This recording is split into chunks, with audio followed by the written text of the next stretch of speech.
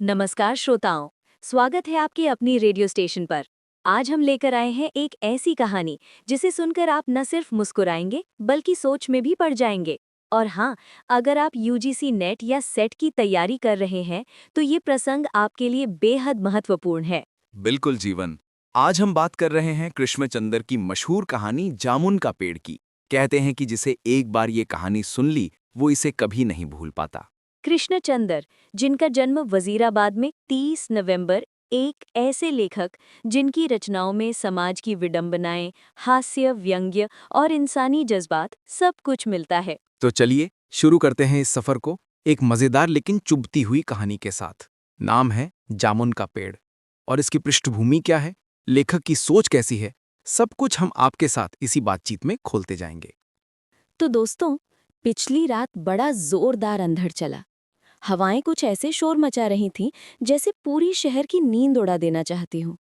और इसी तूफानी रात में सेक्रेटेरिएट के बड़े से लॉन में खड़ा एक पुराना जामुन का पेड़ अचानक धड़ाम से गिर पड़ा। और सुबह जब माली अपनी रोज की तरह चहलकदमी करता हुआ लॉन की तरफ गया तो उसने देखा कि पेड़ की जड़ों के पास जमीन उखड़ी पड़ी है और पेड़ के नीचे एक आदमी दबा हुआ है। माली के तो होश उड़ गए। वो भागता हुआ गया पहले चपरासी के पास, क्योंकि सेक्रेटेरिएट में कोई भी काम सीधे नहीं होता, हर बात की एक कड़ी होती है। हाँ बिल्कुल। फिर चपरासी ने अपने फर्ज के मुताबिक दौड़ लगाई क्लर्क के पास। क्लर्क ने दौड़ लगाई सुपरिटेंडेंट के पास और सुपरिटेंडेंट साहब भी दौड़ते दौड़ते आखिरकार पहुंचे उसी लॉन में जहां बेचारा आदमी अब भी पेड़ के नीचे कुचला पड़ा था। और सुनने वालों, असली कहानी तो यहीं से शुरू होती है, क्योंकि अब सेक्रेटेरिएट की मशीनरी चालू होगी। कागज, फाइलें, हुक्म, हिदायतें और बीच में दबा हुआ वो बेचारा आदमी। तो श्रोताओं, दोपहर तक मामला और भी दिलचस्प हो गया। दबे हुए आदमी के चारों तरफ भीड़ ही भीड़ थी। क्लर्क, बाबू, ऑफिसर, हर कोई अपने अपने इल्म और राय लिए खड़ा था। हाँ जीवन, कुछ मनचले क्लर्क तो जैसे मौके का फायदा उठाने को तैयार बैठे थे। बोले, हुकूमत का क्या है, फैसला करे तब तक ये बेचारा ऐसे ही पड़ा रहेगा। चलो हम ही लोग पेड़ हटाते हैं। लेकिन तभी नज़ारा ही बदल गया। दूर से सुपरिंटेंडेंट साहब फाइलें बबाए ऐसे दौड़ते चले आ रहे थे जैसे ओलंपिक में दौड़ रहे हों। आते ही हाँफते हुए बोले, देखो भैयों, अपने अपने टूल्स नीचे रख दो। हम लोग बिना हुकूमत की इजाज़त के पेड़ नहीं हटा सकते। जरा सोचिए, एक आदमी जिंदा पेड़ के नीचे दबा हुआ है और यहाँ इजाजत के कागज का इंतजार हो रहा है। और भीड़ में से किसी ने फुसफुसा कर कहा, फाइल चल पड़ी है, अब आदमी रहे ना रहे, फाइल जरूर पहुंचेगी। तो दोस्तों, भीड़ बढ़ती जा रही थी। अफसर आते जाते रहे, मगर उस बेचारे दबे हुए आदमी की हालत वही की वही। और हैरानी की बात ये कि वो खामोश था, बिल्कुल चुप। हाँ, लोग तो उसके ऊपर चर्चा पर चर्चा कर रहे थे मगर वो आदमी एक शब्द नहीं। और तभी माली उसके करीब जाकर पेड़ के तने को परखता है और कहता है, अच्छा हुआ तना तुम्हारे कूल्हे पर गिरा है, अगर कमर पर गिरता ना तो रीढ़ की हड्डी टूट जाती। लेकिन दबा हुआ आदमी फिर भी चुप, जैसे उसके पास बोलने की कोई ताकत बची ही ना हो। माली बेचारा फिर कोशिश करता है, कहता है, तुम्हारा यहाँ कोई वारिस हो तो बताओ, मैं उसे खबर कर दूं। और तब पहली बार उस दबे हुए आदमी की आवाज सुनाई देती है। मैं लावारिस हूँ। तो श्रोताओं, तीसरा दिन आ गया। माली बेचारगी से सिर झुकाए खड़ा था कि तभी हार्टिकल्चर विभाग का जवाब आ पहुंचा। और क्या कहें, जवाब बड़ा ही तगड़ा था। हाँ बिल्कुल, जैसे किसी ने चिट्ठी नहीं, शिकायत का पुलिंदा भेज दिया हो। शब्दों का लहजा कुछ ऐसा था कि लगे कोई बड़ा साहित्यिक मिजाज वाला अफसर कलम चला रहा हो। उसने तो सीधे सीधे लिख दिया, हैरत है, जब पूरे मुल्क में पेड़ उगाओ स्कीम बड़े पैमाने पर चलाई जा रही है, आप लोग सरकारी पेड़ों को इसी बेपरवाही से गिरने दे रहे हैं। और ऊपर से शर्म ना आए, आदमी को दबाकर रख दिया है। और साथ ही ये भी लिखा, हमारा विभाग पेड़ काटने की इजाजत नहीं दे सकता। पेड़ तो बच गए साहब, मगर नीचे दबा आदमी वो जाने। मतलब पेड़ की इज्जत पर इतना जोर कि नीचे दबे हुए इंसान की कोई खबर ही नहीं। जैसे पूरा मामला पेड़ और फाइलों के बीच कहीं इंसान को ही भूल गया हो। तो दोस्तों, जैसे जैसे वक्त बीत रहा था, भीड़ की अक्ल भी अजीब अजीब मोड़ ले रही थी। अब सवाल ये था कि पेड़ काट नहीं सकते, तो दबे आदमी का क्या किया जाए? और तभी भीड़ में से एक मनचला खड़ा हुआ, बड़ा ही आत्मविश्वास के साथ बोला, अगर पेड़ नहीं काटा जा सकता, तो इस आदमी को काट कर निकाल लिया जाए। सोचिए जरा। उसने बाकायदा इशारा करके कहा, देखिए, अगर इस आदमी को बीच में से यानी धड़ की जगह से काटा जाए तो आधा आदमी इधर से निकाल आएगा, आधा उधर से, और पेड़ भी अपनी जगह सलामत रहेगा। वाह भाई वाह, इंसान की अहमियत कहीं और फाइलों में फंसा एक पेड़ कहीं। ये था उस दफ्तरी दिमाग का शानदार हल। तो सुनिए दोस्तों, जैसे ही उस मनचले का आदमी को काटकर निकालने वाला सुझाव आया, दबे हुए आदमी की जान सूख गई। वो घबराकर चिल्लाया, मगर इस तरह से तो मैं मर जाऊंगा। बेचारा आखिरकार बोल पड़ा। और भीड़ में से एक क्लर्क तुरंत बोला, हाँ, ये भी ठीक कहता है, मतलब मरना तो नहीं चाहिए, बाकी सब चलता है। लेकिन वो मनचला कहाँ मानने वाला था। बोला, आप जानते नहीं हैं, आजकल प्लास्टिक सर्जरी के जरिए धड़ की जगह से इस आदमी को फिर से जोड़ा जा सकता है, जैसे कोई सरकारी अस्पताल में हीरो की तरह सब संभाल लेगा। और दोस्तों, उस एक नायाब दलील ने पूरी दिशा बदल दी। अब फाइल को मेडिकल विभाग की तरफ भेज दिया गया, बिल्कुल वैसे ही जैसे हर सरकारी मसले को इधर से उधर और उधर से इधर घुमाया जाता है। तो दोस्तों, मेडिकल डिपार्टमेंट ने फौरन कार्रवाई की। जिस दिन फाइल उनके पास पहुंची, उसी दिन विभाग का सबसे काबिल प्लास्टिक सर्जन मौके पर भेजा गया। सर्जन ने दबे हुए आदमी को ध्यान से टटोलते हुए उसकी सेहत पर नजर डाली। खून का दबाव, सांस की गति, दिल और फेफड़े सब चेक किए। और रिपोर्ट आई, सुनिए, ये बड़ा ही चौंकाने वाला था। इस आदमी का प्लास्टिक ऑपरेशन तो हो सकता है और ऑपरेशन कामयाब भी होगा, मगर आदमी मर जाएगा। मतलब आदमी बचाना शायद आसान नहीं था।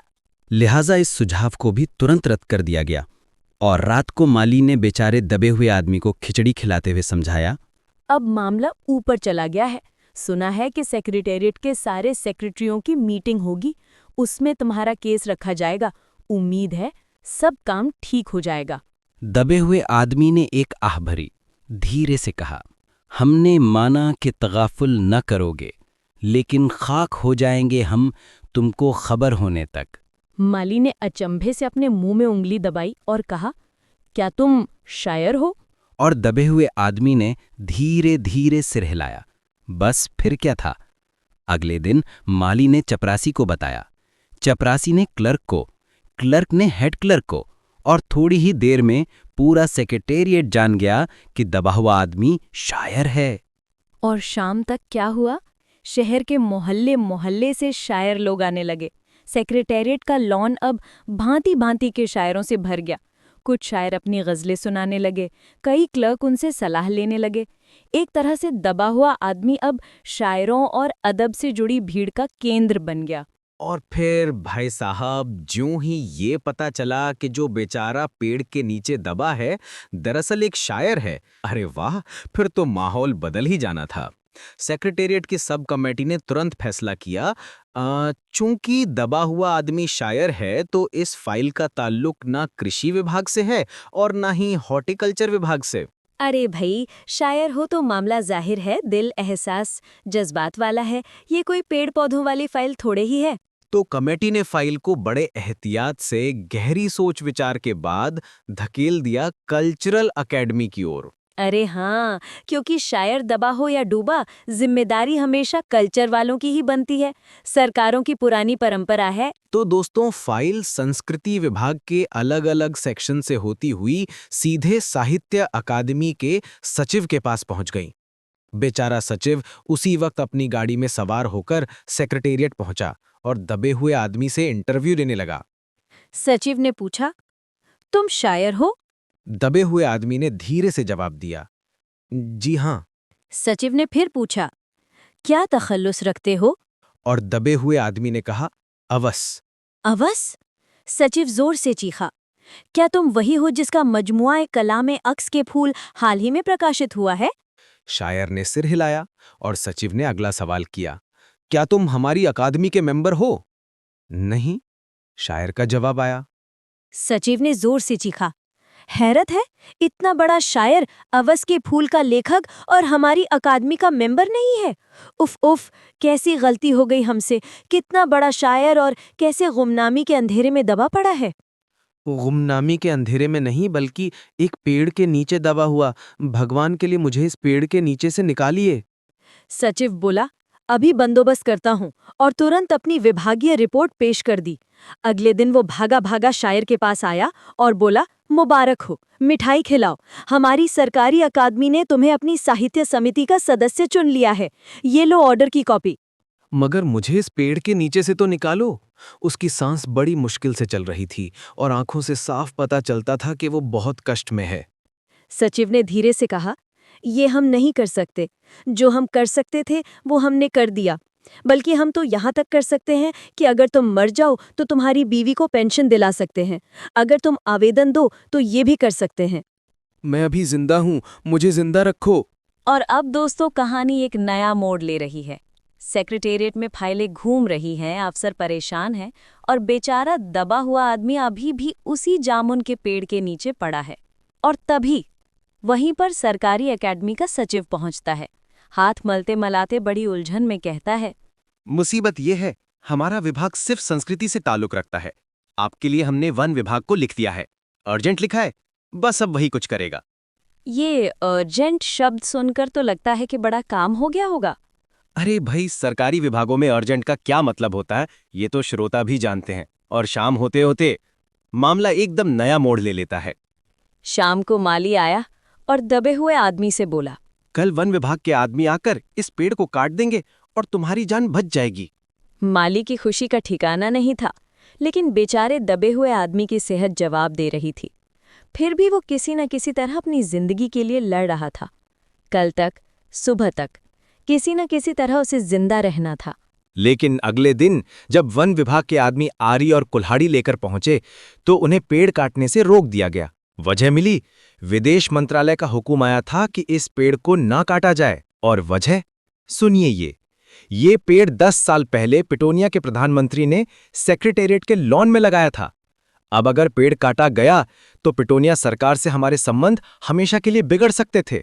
मगर एक आदमी के जान का सवाल है, एक क्लर्क गुस्से से चिल्लाया। दूसरी तरफ दो हुकूमतों के ताल्लुकात का सवाल है। ये भी तो समझ लो कि पिटोनिया सरकार हमारी सरकार को कितनी मदद देती है। क्या हम इनकी दोस्ती की खातिर एक आदमी की जिंदगी को भी कुर्बान नहीं कर सकते? शायर को मर जाना चाहिए। बिल्कुल, अंडर सेक्रेटरी ने सुपरिटेंडेंट को बताया। आज सुबह प्रधानमंत्री दौरे से वापस आए हैं। आज 4 बजे विदेश मंत्रालय इस पेड़ की फाइल उनके सामने पेश करेगा। जो फैसला देंगे वही सबको मंजूर होगा। शाम 4 बजे सुपरिटेंडेंट खुद शायर की फाइल लेकर उसके पास आया। सुनते हो? आते ही फाइल लहराते हुए चिल्लाया, प्रधानमंत्री ने पेड़ को काटने का हुक्म दे दिया है और इस मामले की सारी अंतर्राष्ट्रीय जिम्मेदारी अपने सिर पर ले ली है। कल ये पेड़ काट दिया जाएगा और तुम इस मुसीबत से छुटकारा पालोगे। सुनते हो? आज तुम्हारी फाइल मुकम्मल हो गई, सुपरिटेंडेंट ने शायर के बाजू को हिलाकर कहा। मगर शायर का हाथ सर था, उसकी आंखों की पुतलियां बेजान थीं और उसके मुंह में चींटियों की एक लंबी कतार जा रही थी। उसकी जिंदगी की फाइल मुकम्मल हो चुकी थी। तो दोस्तों, ये थी कृष्णचंद्र की कहानी जामुन का पेड़। अद्भुत और रोचक कहानी जिसे सुनकर आप इसे कभी नहीं भूलेंगे। अगर आपको ये कहानी पसंद आई तो ऐसे ही और ऑडियो बुक्स और कहानियों के लिए हमारे साथ जुड़े रहिए। और हाँ, चैनल को सब्सक्राइब करना ना भूलें ताकि हर नई कहानी सबसे पहले आप सुन सकें।